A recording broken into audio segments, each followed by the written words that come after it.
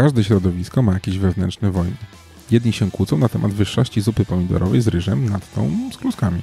Inni dadzą życie za majonez kielecki, a inni za winiary. A o co sprzeczają się nurkowie? O to, czy certyfikaty nurkowe, plakietki, licencje, popularnie zwane plastikami, są ważniejsze od umiejętności. A może jedno wynika z drugiego? O tym właśnie porozmawiamy z Piotrem. No to lecimy posłuchać. Podcast z podwody. Rozmowy o nurkowaniu, sprzęcie i eventach nurkowych. Kieruj się pod wodę. Cześć Piotrek. Cześć Kamil. Gdzie ostatnio nurkowałeś? Ostatnio nurkowałem w naszej bazie na Wisie, w Chorwacji. Ciepło. Gorąco bym powiedział. Nie, ciepło. Teraz już we wrześniu już ciepło. Słuchaj, takie drugie pytanie. Jak to jest z tą twoją anegdotą nurkową? Nie, Kamil, muszę ci przerwać, bo przede wszystkim uważam, że jest nie fair to, że ty masz spisane pytania, ja nie mam spisanych odpowiedzi. Nie, mam rozkład jazdy pociągów. Okay. No dobra, wytłumaczyłeś się. Z moją anegdotą, tak? Tak. Możesz przypomnieć, o którą Jak to jest chodzi? nie stracić? Jak to jest zarobić w sumie? Jak zarobić milion na nurkowaniu, tak? Milion czegoś. No. Wiecie co, no to jest anegdota, której niestety autora nie jestem w stanie przytoczyć. Sądzę, że jest tak stara, jak stary jest biznes nurkowy, a przynajmniej biznes nurkowy w Polsce. To się może zmieni. Anegdota, odpowiedź na pytanie, jak zarobić milion na nurkowaniu, brzmi tak. Zadaj pytanie. Jak zarobić milion na nurkowaniu? Okej, to proste. Trzeba zainwestować 2 miliony i w miarę szybko się wycofać. Tak. To na szczęście nie działa, ale z całą pewnością nie jest to biznes prosty. Czyha wiele pułapek, wiele naszych wyobrażeń o biznesie nurkowym jest podszytych naszym entuzjazmem do bycia zawodowym, bycia profesjonalistą w nurkowaniu. No a potem życie, jak to zwykle okazuje się troszkę bardziej skomplikowane. Właśnie. I o tym skomplikowaniu i tym życiu nurkowym chciałbym porozmawiać, bo gdzieś tam w internecie wyczytałem jakieś takie głupotki pewnie. Odwieczna wojna w świecie nurkowym, że jedni nurkowie uważają, że certyfikaty, plastiki i uprawnienia, patenty są ważne i się tym chwalą, bo wieszają jak pagonami po prostu jak jacyś generałowie, a drudzy twierdzą, że nie, plastiki to można wyrzucić do kosza, liczą się umiejętności. No i masz taką szkołę nurkową dużą, zatrudniasz pewnie dużo instruktorów, no i właśnie, jak sprawdzasz tych instruktorów lub ludzi, którzy do ciebie przyjeżdżają? Plastik czy umiejętności? Dobra, to zacznijmy może od tych, którzy przyjeżdżają korzystać z naszych usług. I odpowiedź na to jest II. To znaczy ważny jest i plastik, bo to znaczy, że ktoś, a zakładamy, że świat jest dobrze poukładany, normalny, to znaczy, że ktoś przeszedł formalne wyszkolenie w danym zakresie i formalnie może nurkować na daną głębokość. Z całą pewnością to nie jest tak, że jeżeli ma uprawnienia do 30 metrów, to nie może zanurkować na 32, bo to nie o to chodzi, ale wiadomo, że ktoś już pracował z tym nurkiem i że ta osoba powinna wiedzieć, jak się na większych głębokościach zachować. Kwestia umiejętności jest oczywiście najważniejsza i my stosujemy taki 3-punktowy system sprawdzania, budowania zaufania do nurka. O, dobrze nazwany. Patrzymy na to, jaki ktoś ma stopień, patrzymy, ile ma nurkowań zalogowanych. Zakładamy, że nurkowie przynajmniej do pewnego momentu logują swoje nurkowania. Tak. Logujecie jeszcze swoje nurkowania? Ostatnio wypełnialiśmy zaległe. Okej, zuchy. I trzecia sprawa, patrzymy, kiedy ostatni raz ta osoba nurkowała. I oczywiście to są bardzo różne kombinacje. Osobiście wolę dużo bardziej zanurkować, swobodniej się czuję przygotowując się do nurkowania z osobą, która ma stopień podstawowy, 300 nurkowań i nurkowała nawet, jeżeli nie nurkowała przez ostatnie 2 lata, niż z kimś, kto ma stopień, powiedzmy, deep, ma 15 nurkowań i nie nurkowała 2 tygodnie. No tak. Po prostu jednak tutaj staż, ilość wykonanych nurkowań wydaje się być rzeczą kluczową, bo oprócz pewnej wiedzy, no bo na kursach zdobywamy wiedzę i pewne umiejętności, ale doświadczenie, czyli takie otrzaskanie w boju, no jest tutaj na pewno najważniejsze. I to mówisz o takich osobach, co przyjeżdżają, nie wiem, ponurkować sobie tak rekreacyjnie? Mówię o naszych gościach bazy nurkowej, którzy przyjeżdżają albo przeprowadzić zrealizować pakiet nurkowań turystycznych, albo dalej się edukować. A zdarza się tak, że ktoś przyjeżdża, ma te fajne plastiki, a po prostu nie umie nurkować? Wiesz co, przede wszystkim muszę zaoponować w jednej kwestii. Coraz częściej to nie są plastiki, tylko wyświetlane obrazki na smartfonie i dobrze, bo wiadomo jak jest z plastikiem. Tak jest. To jest fajniejsze rozwiązanie i za plastik teraz trzeba już dopłacić ekstra. A w niektórych organizacjach za te cyfrowe też. W niektórych tak. Ale ponieważ nie jesteśmy na spotkaniu marketingowym, więc nie będziemy używali skrótów i nazw, ale myślę, że to w tę stronę będzie ewoluowało. I wiesz co, to się bardzo rzadko zdarza. To mówię jako człowiek, który od 25 lat prowadzi centrum nurkowe w Chorwacji, jeździmy z ludźmi po całym świecie. Bardzo rzadko się zdarza, że ktoś posiada kwity, za którymi stoi zero umiejętności. No, to jest fajne, to znaczy, że rynek, ten profesjonalny rynek jednak pilnuje tutaj jakości i nie mamy złych doświadczeń. Najczęściej wsparcia i takiego przypomnienia potrzebują osoby, które miały stosunkowo mało nurkowań i stosunkowo długą przerwę. I takie wtedy wakacyjne nurki, tak? Mnóstwo ludzi zdobywa podstawowe uprawnienia nurkowe na wyjazdach wakacyjnych, potem mija rok, jeżeli w tym roku nic się nie działo nurkowego, no to taka osoba mająca paręnaście nurkowań najczęściej potrzebuje odświeżenia, przypomnienia i potem już jest okej. I to jakaś, nie wiem, teoria na start, szybka teoria i mały taki... Każda organizacja ma takie programy, albo część organizacji, w SSA jest taki program Scuba Skills Update, który zawiera pakiet informacji teoretycznych i potem powtórkę podstawowych ćwiczeń z kursu nurkowania podstawowego, więc... W sumie ucieszyło mnie to, że mówi, że nie było tych negatywnych. Jak się internet czyta, to tam ci nurkowie to giną po prostu. Mamy pewnie taką tendencję, że skupiamy się na tych rzeczach, na tych wydarzeniach takich, powiedzmy, robiących wrażenie, ekscytujących, a świat nie jest taki zły, jak to wynikałoby z newsów na pasku i z tego, co się pisze na listach na forach dyskusyjnych. Dokładnie tak. No dobra, jak to jest z instruktorami? No bo rozumiem, tu więcej pewnie trzeba posprawdzać, jak zatrudniasz takiego człowieka. Okej, więc wiesz co, to są rzeczy trudno sprawdzalne. To znaczy, jeżeli instruktor zaczyna pracować w jakiejś bazie, to dopóki nie przeprowadzi pierwszego szkolenia, trudno w ogóle ustalić, jakim on jest nauczycielem. Instruktor przede wszystkim musi być nauczycielem. Zakładamy, że to jest nauczyciel przede wszystkim, więc zakładamy, że on nurkuje bardzo dobrze albo wręcz wyśmienicie, i weryfikacja jego pracy instruktorskiej głównie polega na tym, że słuchamy tego, co mówią jego wychowankowie, no i jak nurkują jego wychowankowie, no i czasami słyszymy, widzimy go w akcji, widzimy jak pracuje. Więc wygląda to najczęściej tak i myślę, że w wielu innych centrach nurkowych, przynajmniej w tych mniejszych środowiskach, działa to tak, że albo mamy swoich wychowanków, których szkolimy od poziomu Dive Mastera i wiemy, jak nurkują i sami ich przygotowujemy do zawodu nauczycielskiego, do bycia instruktorem, albo to są ludzie z polecenia i też o nich coś wiemy. Raczej nie zatrudnia się, jest pewnym ryzykiem faktycznie zatrudnienie kogoś tak zupełnie w ciemno. To na pewno ma miejsce. Opowiadał o tym w którymś z waszych podcastów Mariusz Milka, jak to wygląda w świecie, no, gdzie składasz aplikację i tak naprawdę przyjmują cię. Istotne jest na pewno zwróciłbym uwagę na ilość wydanych przez tę osobę certyfikatów, bo tutaj decyduje ilość powtórzeń. Jeżeli poprowadziłem 10 kursów albo 5 kursów, wyszkoliłem 20 osób, to z całą pewnością mam mniej doświadczenia jako dydaktyk niż osoba, która wyszkoliła 200 czy 500 osób, czy 1000 osób. Więc to na pewno jest istotne. A jak takich wydanych certyfikatów jest za dużo, to też może być jakiś taki sygnał alarmowy? Wiesz co, ja nie wiem, wiesz co, nie wiem, co to znaczy za dużo. Za dużo w jednostce czasu, tak?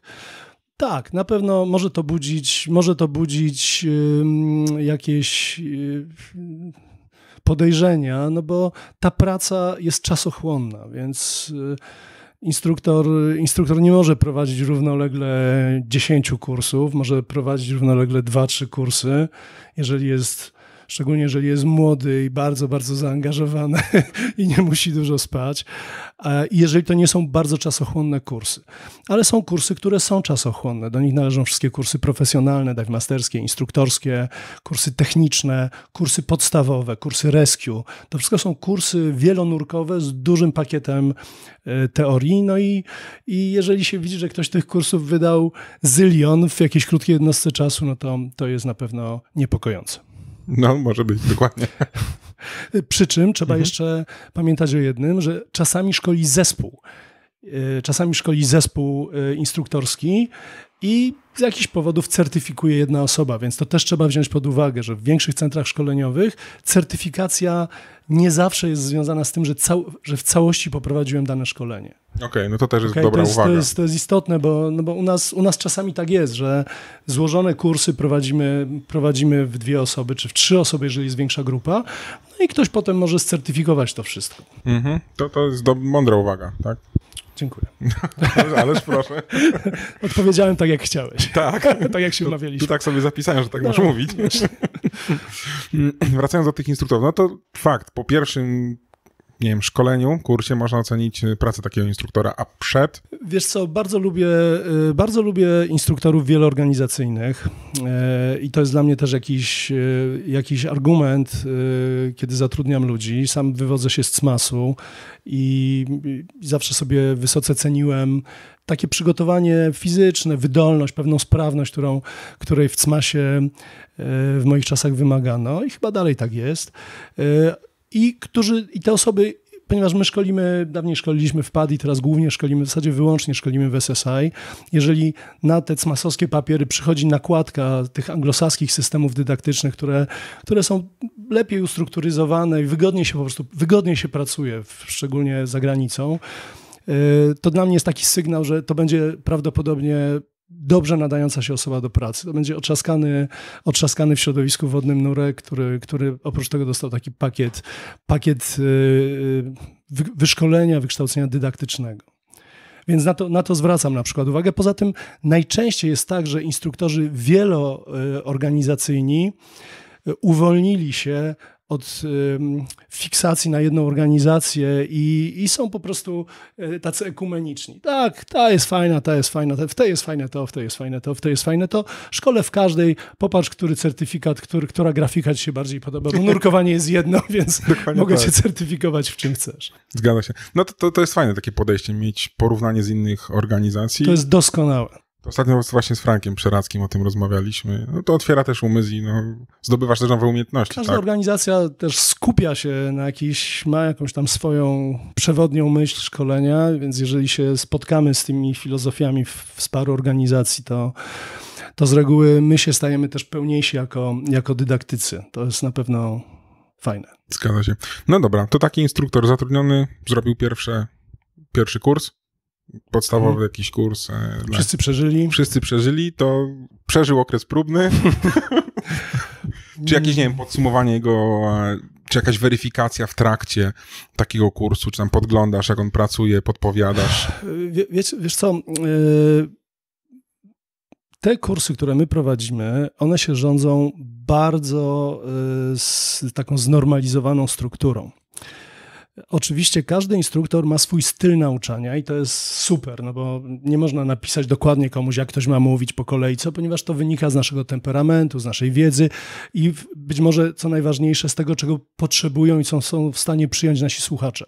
Więc tak naprawdę nie ma tutaj zbyt wiele pola do manewru, jeżeli idzie o to, jak ta osoba uczy. My oczywiście słyszymy jednym uchem, no bo to się wszystko dzieje w obrębie bazy nurkowej, więc podglądamy się, instruktorzy, którzy mają w jakimś zakresie mniejsze doświadczenie, albo dive masterzy chodzą na wykłady takiej osoby, więc to jest bardzo przejrzyste i takie jawne to, co się robi, co się dzieje u nas w salach wykładowych.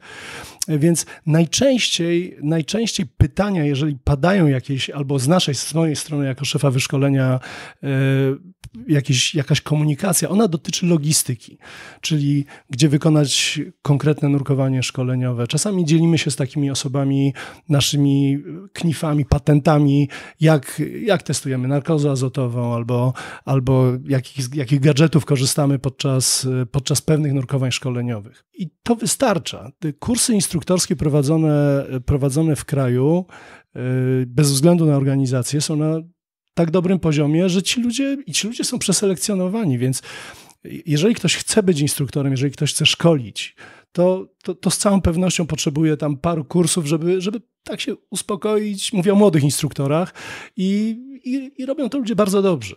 No, wracając jeszcze do tych w sumie organizacji, to też w internecie tam widzieliśmy, że jest powiedzmy instruktor w jednej organizacji, ale on zostaje z niej wyrzucony. Ale nie jest wyrzucany z drugiej organizacji, tak? I to czasem, nie wiem, czy kursanci piszą, czy warto u takiego instruktora się uczyć, skoro go wyrzucili z organizacji A. Ja wiem, że to może być nie tylko wyrzucenie, ale wykreślenie, bo przestał płacić składki, bo się na przykład nie opłaca. Okay. Jak to wygląda, tak żeby rozjaśnić wszystkim? Każda organizacja ma zapisane w swoich standardach szkoleniowych albo w statutowych zasadach, ma parę poziomów takiego statusu instruktorskiego. Od w pełni aktywnego do usuniętego. Te usunięcia są faktycznie takie najbardziej krępujące, ale trzeba pamiętać o tym, że czasami nie jest to związane z samym bezpieczeństwem prowadzenia. Tak może być. Za jakieś drastyczne naruszenia bezpieczeństwa szkolenia można zostać po prostu wyrzuconym z organizacji bez prawa powrotu, a czasami to są administracyjne wpadki albo po prostu takie normalne przekręty, no bo to też się, mówię światowo, jak to się zdarza, prawda? No i wtedy najlepiej byłoby dowiedzieć się, co było przyczyną. Są też listy, niektóre organizacje publikują listy wykreślonych instruktorów, no i to pewnie powinno być zawsze jakimś tam znakiem zapytania postawionym przy takim kandydacie na mojego instruktora. Okej, no właśnie tak widzieliśmy, że jakaś organizacja wykreśliła paru instruktorów z Polski. Oczywiście wywiązała się dyskusja na forach, no ale on szkoli w innej organizacji, tak? I czy to będzie dobry instruktor, czy zły instruktor? Wiecie co, to czy ktoś jest dobrym instruktorem, czy złym, to jest troszeczkę inna sprawa. To znaczy, jeżeli kliknie pomiędzy studentem a jego nauczycielem, no to będziemy bronili go do ostatniej kropli krwi, tak? Bo to po prostu jest człowiek, który mnie nauczył najlepiej ever, tak? Już nikt później mnie tak fajnie czegoś nie nauczył. Są też oczywiście takie kursy, które powodują pewien przełom w myśleniu o nurkowaniu, w umiejętnościach nurkowych, które mogą też bardzo wiązać instruktorów, w sumie trochę bez względu na obiektywny poziom, tak? Po prostu ktoś mnie nauczył nurkować od zera. Nie umiałem nic, teraz potrafię. Zostałem nurkiem rescue. Nie wiedziałem, w ogóle nie myślałem o tym, że komuś można spieszyć z pomocą. Teraz wiem.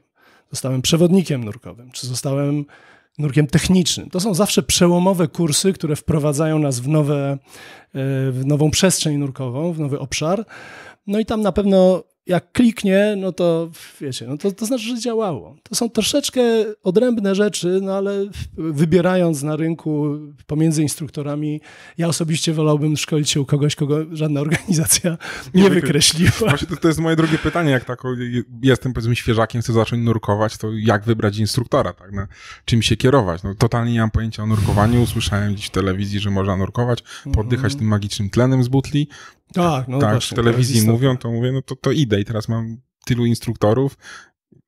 Jak ja mogę zweryfikować sobie? Słuchaj, no najlepiej tu w tym obszarze działa najlepiej marketing szeptany. To znaczy, ja bym się zapytał kogoś, jaką szkołę mi... Myślę, że szkoły są dają pewną gwarancję.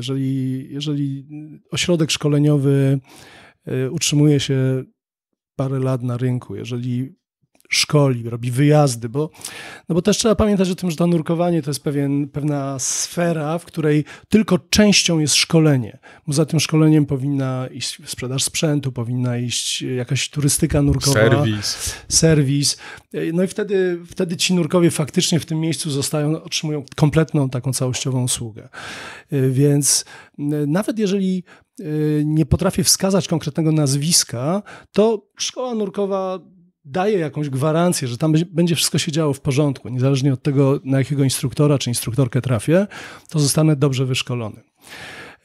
Z całą pewnością rekomendacja przyjaciół, znajomych jest super ważna, szczególnie jeżeli mamy podobne potrzeby w zakresie jakiejś komunikacji międzyludzkiej, czy poziomu kompetencji szkoleniowców. Na pewno bym skorzystał też z takiej rady.